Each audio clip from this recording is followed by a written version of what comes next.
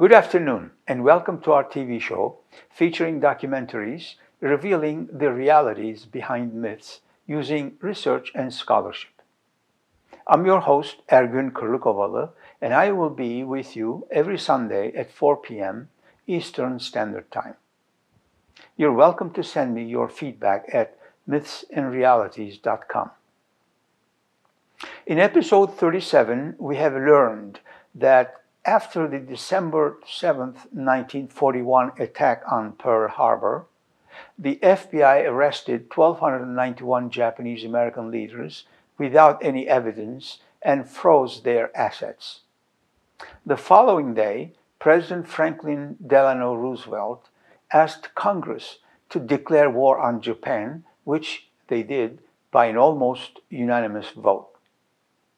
In January 1942, the Japanese Americans were transferred to a prison camp in Montana, New Mexico, and North Dakota.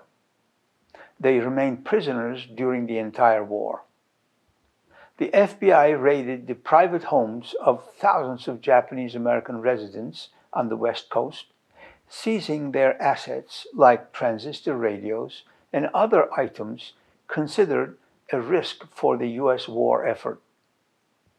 Some politicians in the Congress called for mass incarceration of Hawaii's Japanese population. Japanese-owned fishing boats were impounded. Numerous Japanese American residents were arrested, and 1,500 of them were shipped to prison camps on the U.S. mainland. The incarceration of Japanese Americans is considered one of the most atrocious violations of American civil rights in the 20th century. Lieutenant General John L. DeWitt, leader of the Western Defense Command, determined to control to the civilian population to prevent a repeat of Pearl Harbor. He prepared a report filled with well-known falsehoods. One such item, for example, was about sabotages to power lines that were later revealed to be caused by cattle.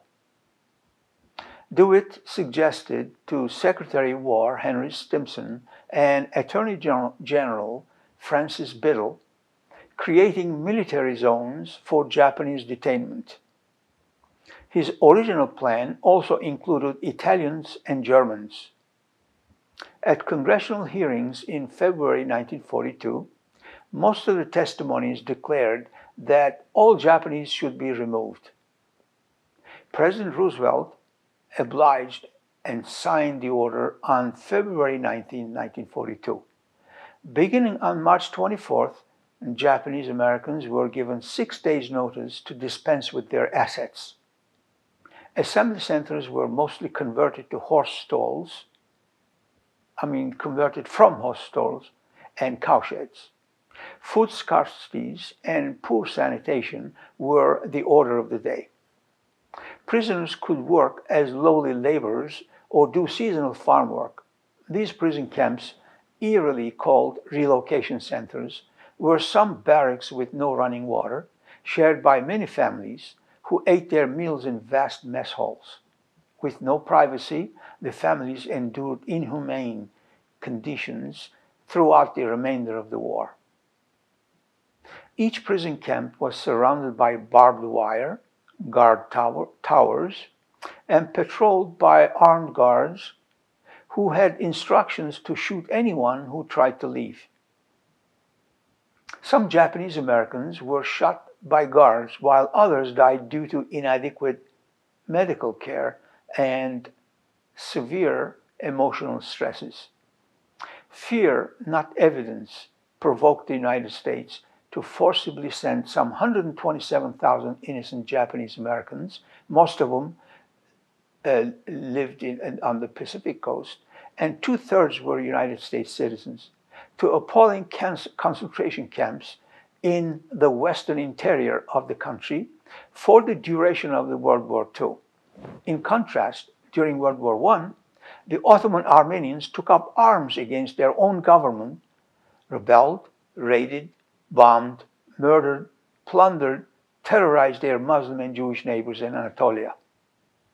They aided, abetted, and even joined the invading Russian enemy armies. The Ottoman government took the TERESET decision on May 27, 1915, to temporarily resettle some, not all, of the Armenians, just to protect the homeland. It was a wartime measure to mitigate a serious threat to homeland security and to Ottoman war effort. Japanese posed no such threat to the United States and committed no war crimes in the United States. Comparing the two experiences, therefore, if not based on ignorance and gullibility, is absurd, dishonest, and even racist. To learn more about the Supreme Court rulings concerning Endo and Korematsu, please watch episode 37. In this episode 38, I would like to share with you a rebuttal I sent to the newspaper called Fresno Bee, located in Fresno, California, which published an article on February 14, 2015 by a Japanese American named DeWitt Mas Masumoto, titled "Forget Me Not, Honoring the History of Japanese and Armenian Americans." Here it goes. Japanese Americans during World War II were loyal to America. Ottoman-Armenians during World War I were mostly disloyal to the Ottoman Empire. We are not only talking about simply Armenians putting their Armenianism before their Ottomanism, which could be understood and tolerated during times of peace. We are talking about Armenians taking up arms against their own government, fighting against their Muslim and Jewish neighbors, while the superpowers of the time, Britain, France, and Russia, were dead set on destroying the Ottoman Empire and dividing its real estate amongst them.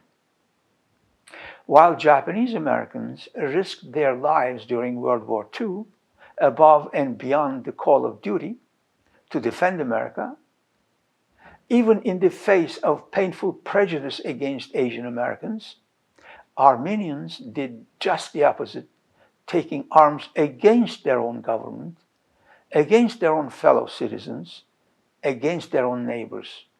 Indeed, an estimated 33,000 Japanese Americans served in the U.S. military during World War II, of which 20,000 joined the Army.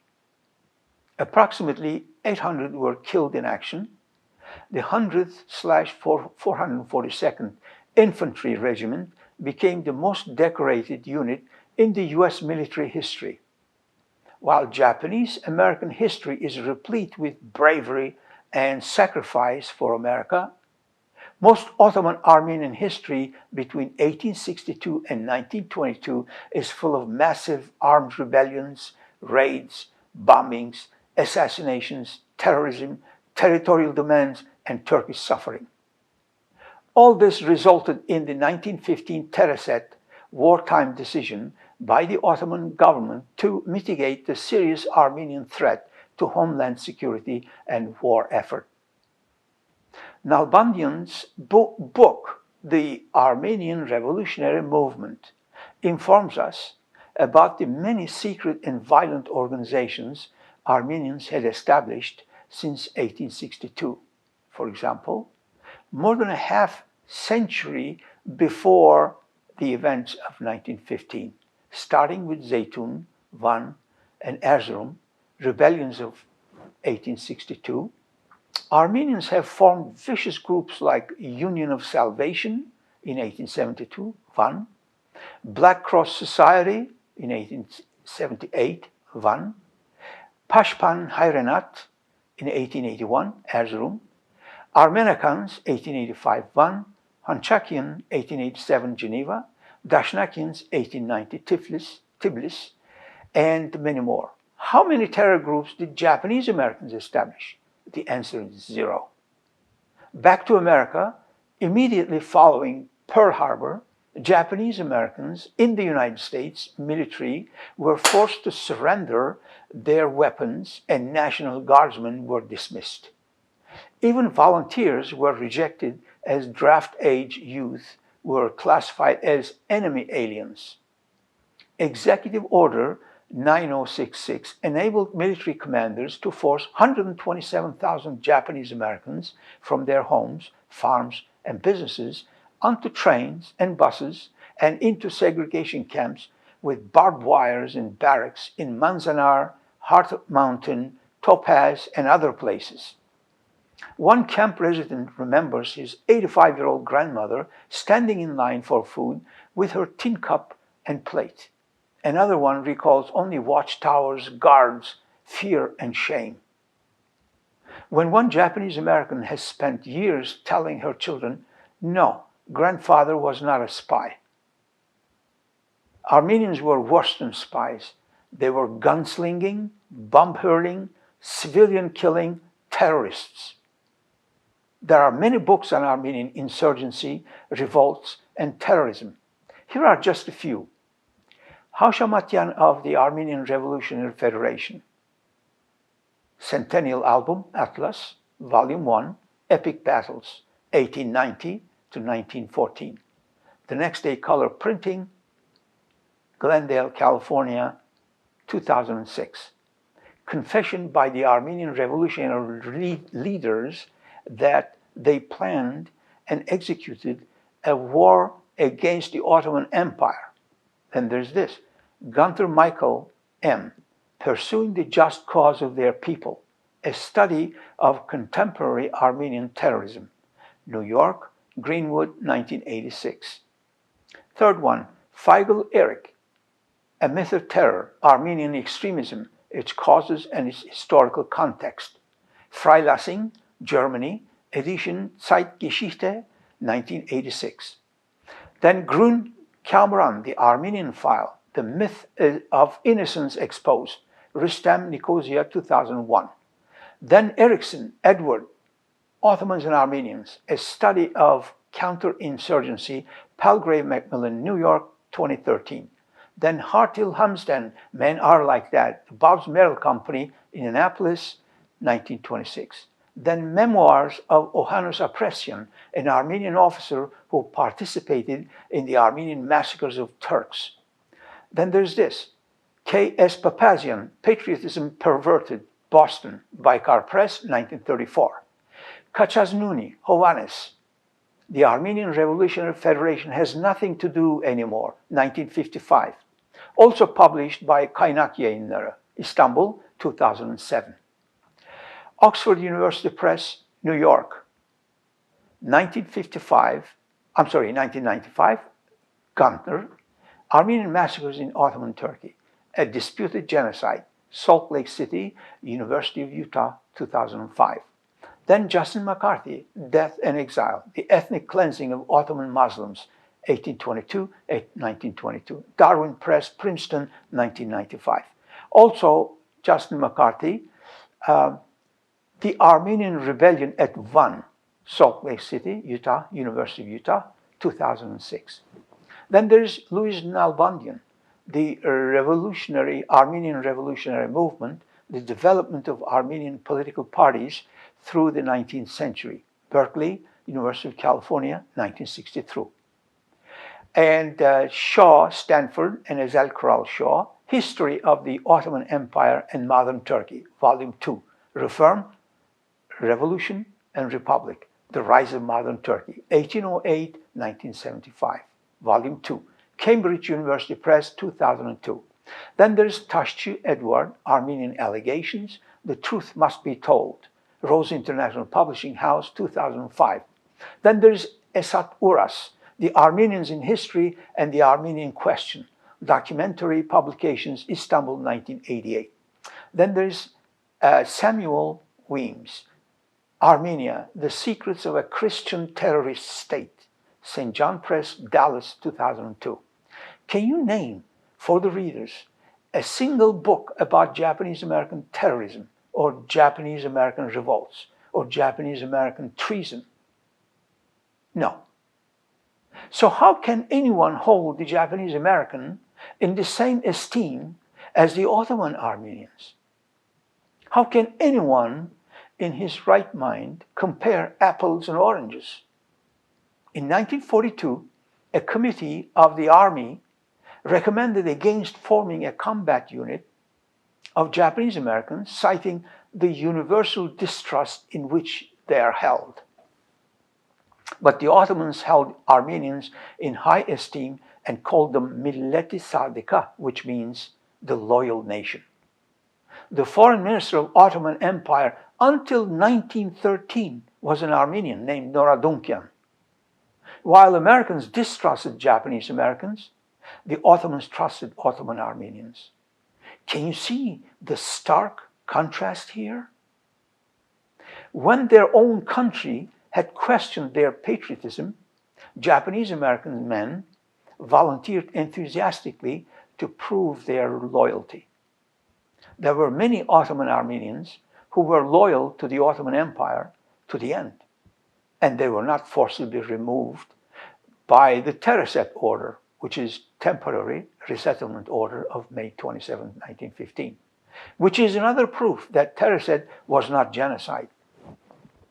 But a far larger segment of the Ottoman Armenians were unfortunately engaged in propaganda, agitation, and terrorism in that order: revolts, raids, bombings, assassinations, treason, territorial demands, and the murdering of their Muslim, mostly Turkish neighbors, along with many Jewish fellow citizens. So, how can the killer Armenian and the victim Japanese experiences be considered the same? How can the loyal and disloyal be equal?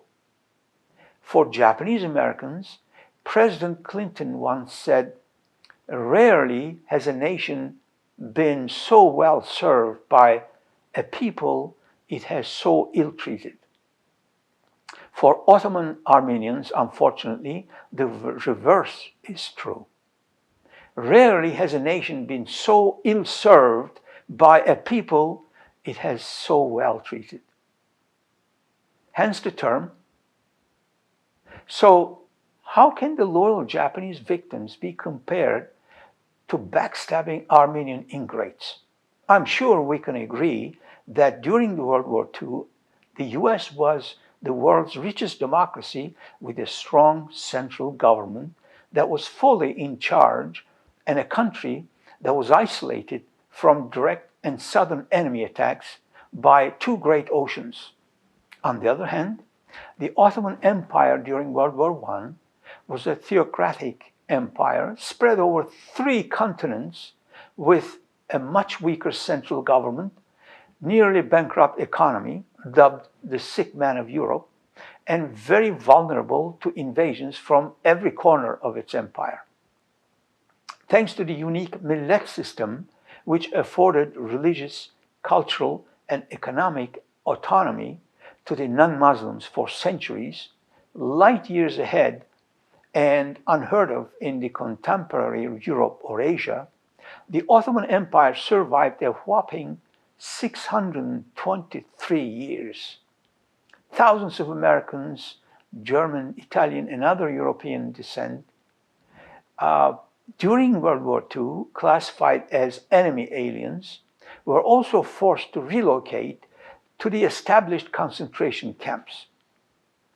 While the total number of Japanese relocated exceeded 127,000, there were also 23,000 Canadians of Japanese descent who were sent to concentration camps in British Columbia.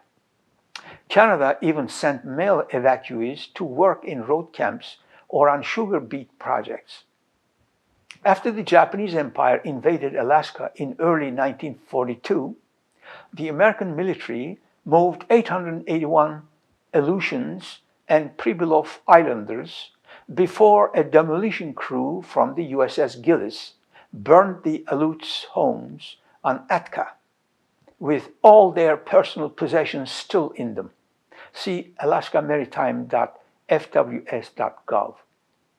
Pribilof Islanders were also moved with several hours' notice to start their ride to internment in abandoned canneries and mines in southeast Alaska until May 1944.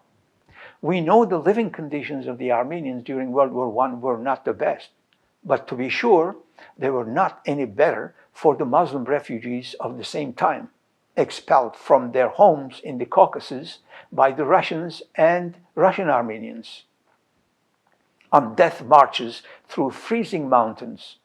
Some Armenians were sent into makeshift camps without barbed wires. Others were integrated into Muslim villages. The idea of TERESET was that the Armenians would not exceed 10% of the local population in areas they were sent to in order to put a stop to the Armenian fifth column activities threatening the Ottoman war effort. Armenians were given tools to earn their living. Farmers were supplied with seeds, and carpenters with lathes, and so on. More than a few managed to earn livings. Some were able to return to their homes during the war years, as missionary Mary Grafham reported, indicating guns were not always pointed at the Armenians' heads, and often Armenians were unguarded. This is in contrast to the lot of the Japanese Americans, who were all locked up in prison camps. Some in those camps were shot and killed for coming too close to the fence. The killers of the Armenians, on the other hand, were mostly famine and disease. The bulk of the 2.5 million Turks also lost their lives in the same manner.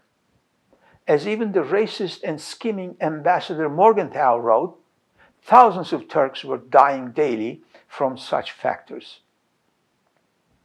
The terrible conditions had to do with a shortage of resources and perhaps some degree of Ottoman ineptness, as in drafting all farmers into the armies while leaving the crop and harvest unattended. But a significant portion of the blame must go to the British naval blockade, as Stanford Shaw revealed in his research, which stopped Egyptian ships filled with grain from reaching Ottoman ports. So the British are partly to blame for mass starvation in Anatolia during war years. No doubt there were some times revengeful local officials also headed in for the Armenians, regarding them traitors. How did the US, the richest country in the world, fare? Let's take a look. Many families lived in horse stalls under unsanitary conditions, often by open sewers. Others occupied hastily constructed barracks.